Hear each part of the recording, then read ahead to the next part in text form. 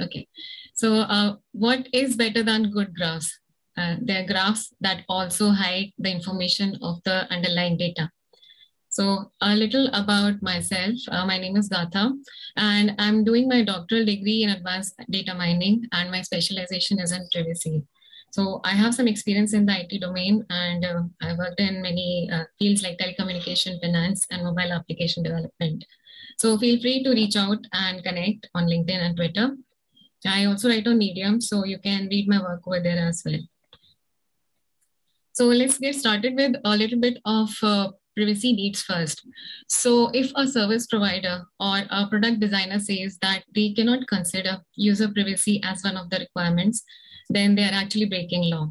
Because the EU GDPR is one law that has been a game changer. It has changed the whole way that the world viewed privacy requirements. Apart from that, there are many country-specific bills and acts that actually take care of user data. There is something called Common Law Duty of Confidentiality that is very specific to UK. And also it is very specific to healthcare domain. So if a patient's data is being shared by a healthcare worker, it mandates that the patient should know how and who is also going to access their data. And data is very important. If we stop the access or if we put too much regulations on it, it would hinder research and it would hinder development of cutting edge technology. So we have something called trusted research environments. These are, we can say, closed environments that control the access to data, and they are sometimes maintained by third parties. So we have multiple layers of safety guidelines and procedures in place. And there's a concept of safe input where the data that is being given to researchers and analysts, it is checked if it has been de-identified to make sure that no individual's identity is ever revealed. And there's also concept of a safe output so that whatever results that an analyst might derive from the safe data, they do not cause any data breach. So, okay, I have talked about myself and okay, this we can skip all this. This I talked about trusted research environment. And okay, this is like the pretty pictures I had made. I'm sorry, I missed out in sharing. So these are the 5 stakeholders that are part of a data privacy ecosystem. I have talked about data owner. Second is the data subject. So when we think of a database, then a data subject is that one entry in the database, that one record that who is identified by a sensitive information that we need to hide, and some quasi-identifiers like their zip code, their ethnicity, the other information that can help in identifying that person. So you could be a data subject if you have ever taken part in any survey or if you're using certain app or any platform where you check that, okay, I agree to terms and conditions. And this is how someone is now recording your data. The third stakeholder is the data custodian. This again is a separate party from the owner. The owner has provided a custodian with authorized access to the data. Where does the custodian's role gain significance is that if you go down a few years, you would remember Cambridge Analytica scandal. So Cambridge Analytica was a custodian who had mined Facebook users' data to sway the 2016 US presidential election. So apart from enforcing their own privacy guidelines, they also need to follow certain ethics. The fourth stakeholder is an attacker. So an attacker need not necessarily be a hacker sitting in some dark room or carrying out attacks. It could also be a white hat hacker or a researcher who wants to ensure that no further breaches happen and that your system is secure. In fact, an attacker could also be a nosy colleague or a nosy neighbor who might want to know your salary from certain reports or some data that has been shared by a department. The fifth stakeholder, who's very important, is the data consumer. And most of us have been that. If we see a report about COVID vaccination dissemination reports, we have been a consumer. We have seen all those graphs. So how is the consumer important when we talk about the privacy and the visualization scenario? They are consuming the information that we're presenting to them. Okay, so finally we come to graphs. Graphs, they were the most enjoyable part of maths classes in school. I'm sure most of you would agree. So they give a meaning to the numbers. We might have tables of data, we might have multiple images and text, but graphs tell you about the underlying relationships that certain attributes can have among themselves and the trends that the data follows. It gives you clarity of presentation. And if you're trying to tell a story, or if you're trying to sway some decisions, you want to persuade someone, you would use graphs that, okay, look at this. This trend promises that we would have better sales in future. So this is how graphs are a very important tool in data science. So let's play a game of visual hide and seek. In a hypothetical world, I made a new friend whose name is Alice. And I don't know much about her, but I can figure out that she is in her mid-20s. And somehow she mentioned to me that she was part of a certain study at a hospital. And she was probably the youngest among them. This is all I know. And the hospital had this data with them. It had the names of people, their ages, if what were their glucose levels, and if they were diabetic or not. So they decided to publish a report about the study. And what they did was they simply moved the age to a certain range. They did not publish the exact number. They made it into a range and they did not publish anything else, not names, not glucose level, nothing. Just people who had diabetes in certain age ranges and their numbers. What could be the problem? There shouldn't be any problem, right? There was a problem. So I accessed that report and I knew that Alice was probably the youngest over there. And while I did not know that Alice was diabetic, now I know it. So the information that was supposed to be hidden by the hospital is now out in the open, and I unintentionally got to know about it. Now it could become even more critical if the information was not about her diabetic status, but her salary or her buying behavior or her genetic profile. So we can see that graphs are privacy hazard. It is a big weakness. But as Dr. Eva would say, our weaknesses can also be a strength. So we get stronger as we get weaker. A very cryptic message. So what does it mean? It means that graphs have something inherent that can help in hiding the information that we are trying to show from the available data. First of all, the inherent loss can be caused by how we are reducing the dimensions that we are plotting on the graphs. So we have univariate plots like in this histogram. We had only shown one attribute, the age and its count. So it is a univariate graph. Then we have multivariate plots like scatters and contours, in which we consider more than one attribute and we plot the trends according to them. So what we aim to do is we need to introduce uncertainty through visualization. And these two uncertainties are two types. The one is encoding uncertainty, which is about how truly the graph is showing the intended information. So this is the producer side concept. And the other is the decoding uncertainty, which is how understandable is your graph to the user even after you have introduced some uncertainty to it. So this is the consumer side concept. So when we talk about privacy preserving visualization, let's first focus on three main questions, which we'll take now one by one.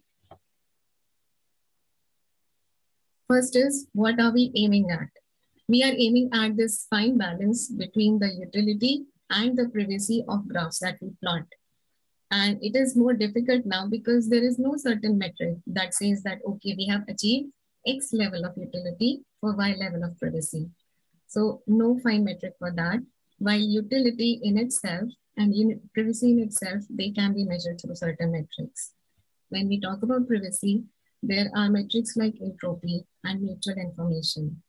So these are used. You have the data that needs to be protected, the original data set, and you have the data set that you would be publishing either through query results or if you have anonymized some of the fields or you're showing graphs. So, and a person can deduct some numbers. So we have original data and the published data. So entropy measures how much uncertainty you have put in the data between these two data sets. And mutual information measures how much mutual information exists between the original data and the perturbed data. So this is how we are measuring privacy in itself. Similarly, utility of visual structures can also be measured. there is something called clustering quality, or how well the patterns have been preserved. Or you can present your graphs to human subjects and show them, okay, how well do you understand the plotted data? But again, no fine metric to measure the balance between them. It is still a topic of research that is going on. So what we need to do now is to move from data space uncertainty to visual uncertainty. And it consists of both the encoding as well as decoding uncertainty. And why is it important to study the source of visual uncertainty is because designers should be able to measure that what attribute or how we are able to hide information through visual elements, take that output as feedback to the system, and develop even more robust plots. So what are some major concerns before we start with privacy preserving visualizations? The visuals must protect against two disclosures. First is the identity disclosure. That is, who is the particular individual? If we are plotting some database, we should make sure that we are not disclosing the identity of one single record in that database. And the other is attribute disclosure, which is we should be able to hide the sensitive information or the cozy identifiers, the zip code, or the job title, or the ethnicity of a particular person in the data. An attribute disclosure can further be used to implement an identity disclosure. And yes, visualization systems are also subject to attacks. So imagine that you have floated a website and it has a very interactive system that you can access to plot graphs of the data that you're hiding in your database. Suppose you can check for count of the employees in a certain department and minimum salaries, maximum salaries, their plots, average salaries, or salaries which are below the average of a particular department. So a person who is aiming to attack your system, who wants to extract information, they have the computation power, we can assume that, and we can assume that they have a lot of time on their hands. So they would continue to run queries. They might run 50 queries and then use your plots to zero down on one person that they want to target. So this is how your visualization systems are prone to attacks. And next is, can we predict attack scenarios? So visualization can also be used to check how vulnerable your plots or how vulnerable your data presentation is. So what are some common methods to develop visualizations that preserve the privacy of the underlying data? The first is the hiding of the data underlying data. So it is one of the most common methods that's available in the research literature. And I'll be handling 3 types of data in this. So first of all, let's talk about temporal data or time series. So what happens is we use key anonymization or L-diversity or any of the inherent anonymization techniques that are carried out on data. And then we visualize that perturbed or anonymized data. So in this example, you can see 2 graphs, the left one, and it has details of teachers and students. They have been anonymized, teacher 1, teacher 2, they don't have any names, and where they were present at certain time intervals. Now T0, T1, T2, T3, they could be morning, afternoon, evening, and night. And it is how their time was spent at different places. And then we have another graph where we have done away with the identity of people. We have simply generalized all the students into one umbrella, the blue line, and the teachers into another one, the orange line. So which one do you think will be more private among these 2 visuals? The chat is not open, but you can think about it.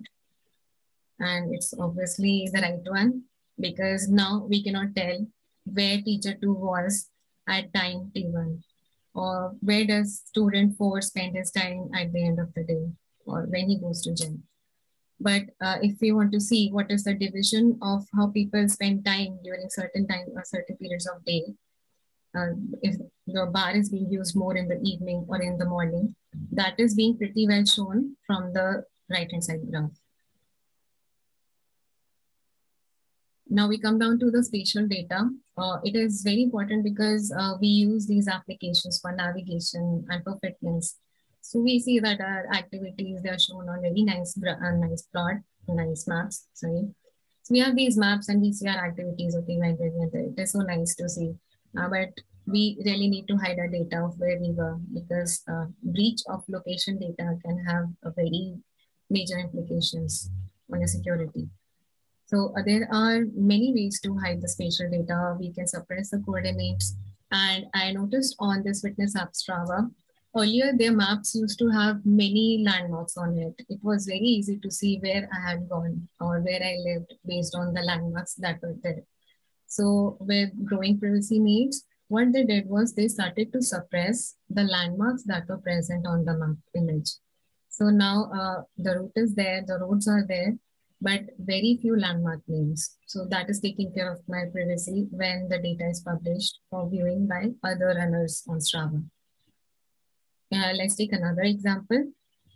We have these three maps. The same map, it is the activity of a student who moved around University of California.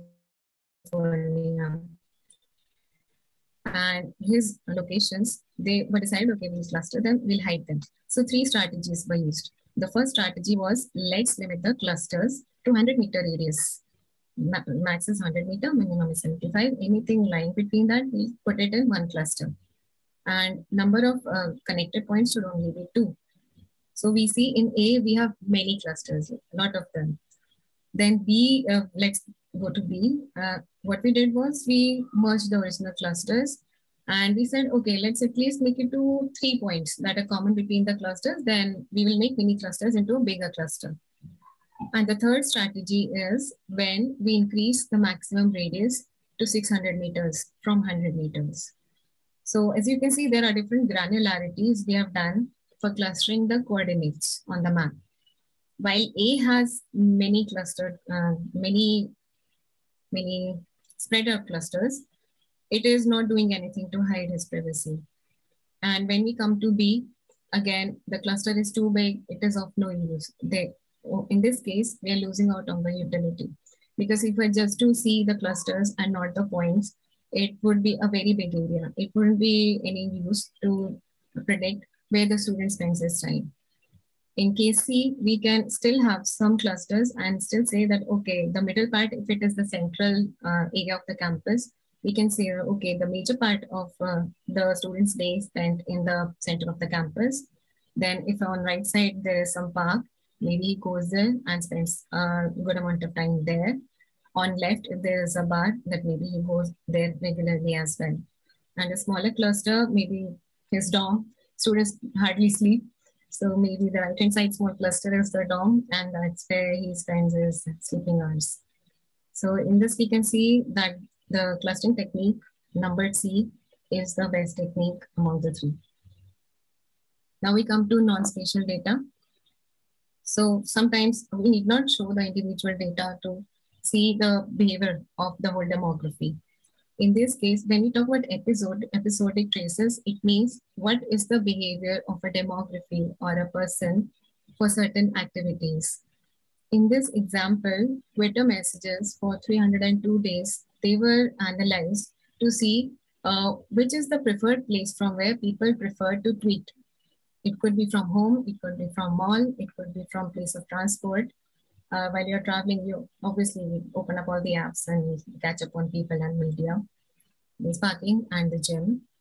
So in this graph, you can see there is no person's identity here. There is no chance that I can find a single person out of this graph. But I can see that the information that I want to see is that, okay, home, shopping, and some location that would not be a certain label. These three places are the ones from where people prefer to tweet. And then you can see there are other places as well, but there is no exposure of coordinates. There is no exposure of any other quasi data for any person.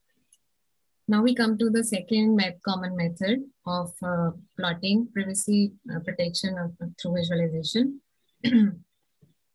So in non-spatial data, this was the data set for diabetes patients that's in UCI repository. So again, we carried out key anonymization on the data set. So k-anonymization is one of the most common method to suppress the information in a record. When we suppress by saying k-anonymization, k is a very properly calculated value. When we say it is k-anonymized by 2, it means that one person is, his record is pretty similar to one another person.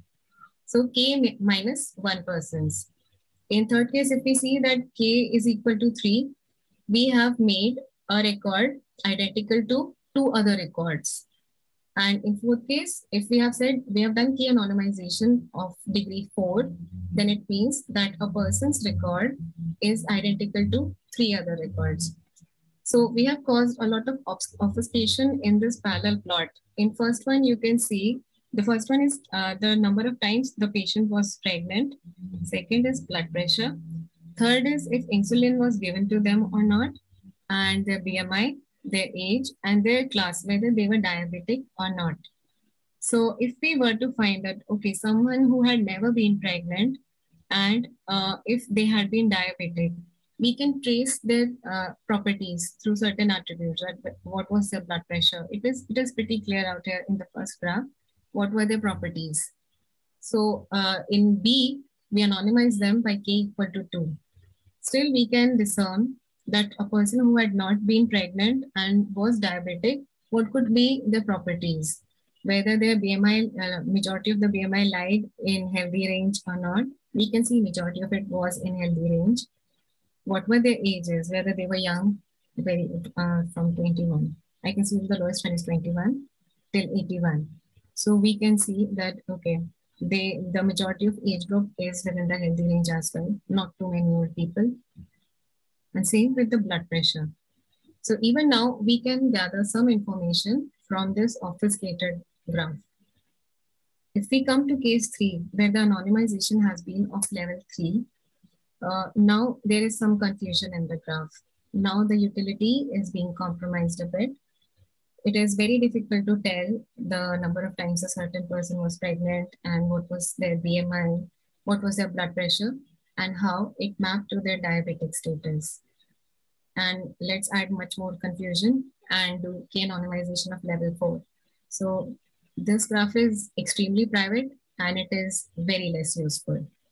So the calculation of these parameters that are used for anonymization or suppression or noise addition, they need to be done very carefully and then maybe plotted and seen that how well you are showing your data.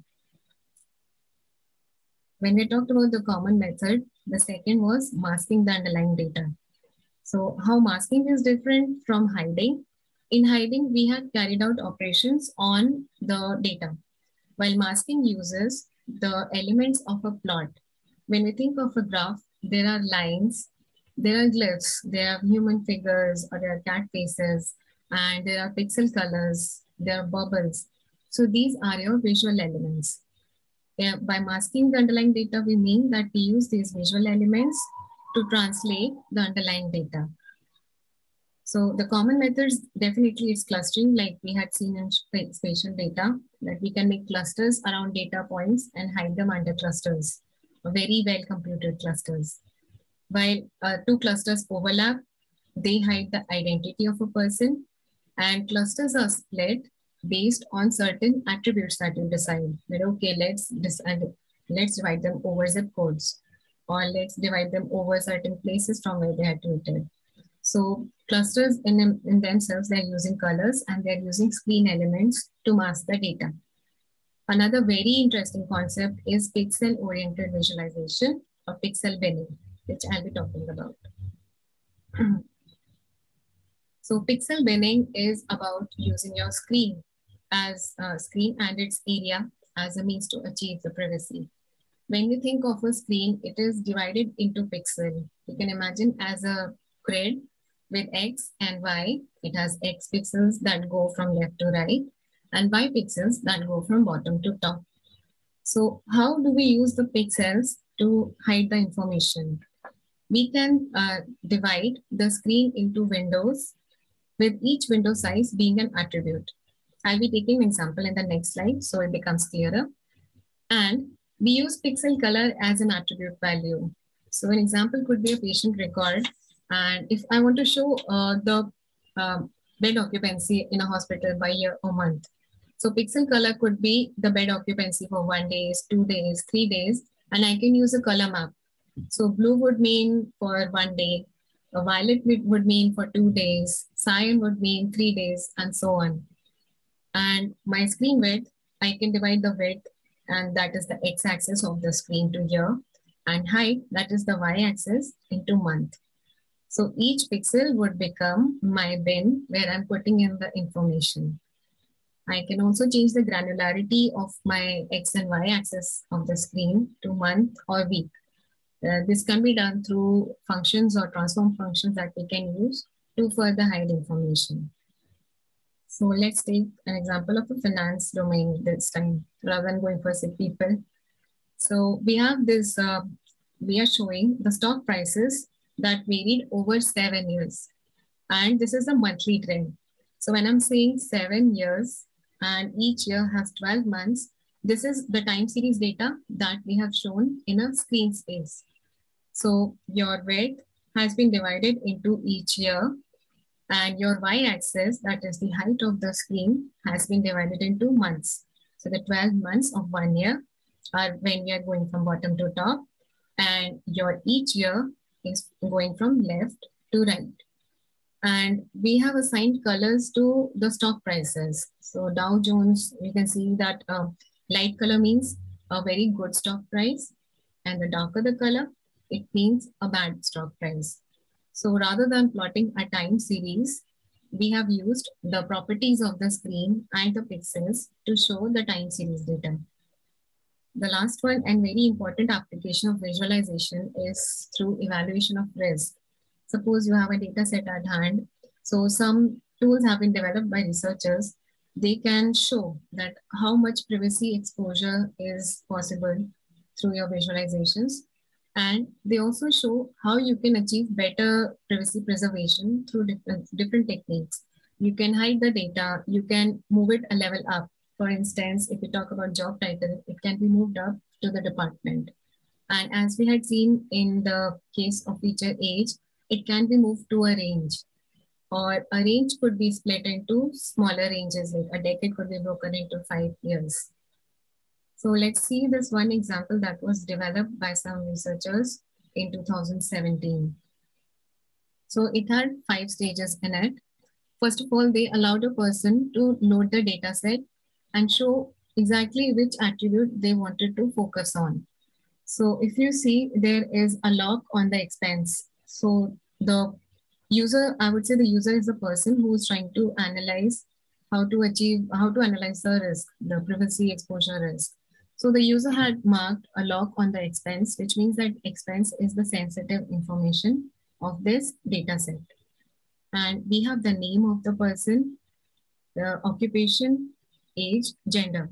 So the person does not want to change the expense because it would be the output, and the attributes, name, occupation, gender, and age, they want to work on those. So I'm sorry, the name is the sensitive information there. So the second part is, it consists of 3 steps. So first of all, the system offers the user that how they want to split the attributes. So I have age, I have occupation of student, teacher, others. So I can decide what attributes I want to change, their granularity, whether I want the age to be divided among decades or 5 years or 2 years. It is a very fine trade-off between how fine you want to go from a discrete value to a category. In the second one, you can change the order of the attributes. So what they did was they constructed a tree of attributes. In this tree, if you're splitting a node, then it should be towards the leaf and not the root. So if a person wants to split the age more than the occupation is fine with 3 classes, but age should be split more. So the user can move age further down the tree. That I'll make the age into a leaf and let it split more rather than the occupation. And the third one is, again, how much diversity do you want among the attribute values? How much do you want to suppress them, or how much do you want to perturb them? So this is all built-in system that the researchers had developed. Now, the next is, it is a graph that showed how much of utility has been preserved from the previous step. So in this, the bubble chart, they showed the relationship between the categorical variables, and the line ones were for the continuous values. And the blue plots that you see in number 3, those are for the composite ones. For instance, teachers who were females. So this is showing the perturbation that would be caused for those aggregate variables, or for students who were between the ages of 10 to 20, or students who were female. So this is how a person would see that how the aggregated variables and the continuous and the categorical variables would be modified. And the next step would be addition of noise. And eventually what you would receive as the output would be the plot of the data that has changed. In number 4, you can see there is the delta chart, that the changes that we had wanted to preserve are also available in the process data. When you see the darkest of the portion of the grid, it has been preserved from the original to the process. When you see the lightest of the cell in the grid, that has also been preserved from the delta chart to the final chart. And eventually, the user would have the option to either use this data as such with its categories and its ranges, or download the data in the tabular form in which the original data had existed. So the age again is a continuous variable. It is not a range. And the gender and the occupation also, they map to the original classes. But this time the person has tweaked the utility and the privacy attributes of the data that was contained in the original one. What we have received is something that has been changed by the user, and a certain noise has been added to it. So a recap of what we saw, how we use visualization as privacy preservation. There is a need to balance utility and uncertainty. So if we are talking about graphs, if we add too much of uncertainty, then we cannot get good utility out of it. There is definitely a need to protect against disclosures of a person's identity and their attributes that can be used to map back to them. There are some common methods to achieve this. First is hiding the data. In this, we work on the data. We check what is its property, if it's temporal, if it's spatial, if it's non-spatial. We carry out the most suitable techniques on them, and then we plot them. Then the second technique is masking the data through visual elements. So we use the property of the screen and the pixels to hide the data rather than doing anything on the data.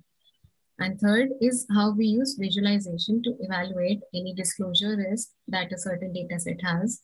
Maybe tweak it if the system allows it, maybe add noise if the system allows it, and then use this modified data for further analytics. I have listed down the papers that I had referenced for this presentation. And this is from my side. And please ask questions if I was not clear anywhere. Yeah, thank you, Gatha. It was a lovely presentation. Thank you, everyone. Thank you for your time.